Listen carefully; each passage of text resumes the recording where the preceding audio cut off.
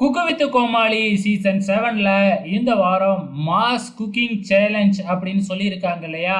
அதாவது பார்த்தீங்கன்னா, இப்ப குக்கு வித் கோமாளி செட்டுக்கே ஒரு ஃபுல் ஆட்டையும், அதே மாதிரி ஒரு ஆள் உயர மீனையும் தூக்கிக்கிட்டு வந்திருக்கிறாங்க.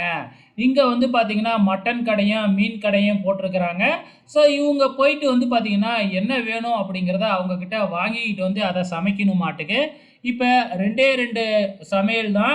அதாவது 2 டீமா இருக்கு இல்லையா? ஒரு டீம் பார்த்தீங்கன்னா, ஆட்ட சூஸ் பண்ணலாம்.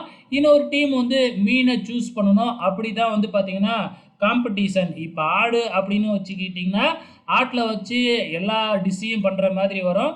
உ உதாரணத்துக்கு தலைய வச்சு டிஷ் பண்ணணுமா? அதே மாதிரி ஆட்டோட போட்டி, லிவரு, லெக்கு இத வச்சு ஒரு டிஷ் பண்ணணுமா? கறிய வச்சு பார்த்தீங்கன்னா, இந்த பிரியாணி இந்த மாதிரிலாம் பண்ணுவாங்க இல்லையா? ஏன்னா ஒரு டீம்ல மொத்தம் 3 ஜோடி இருக்கு இல்லையா? ஸோ 3 பேருமே விதவிதமா சமைக்கணும் அந்த ஆட்ட வச்சு.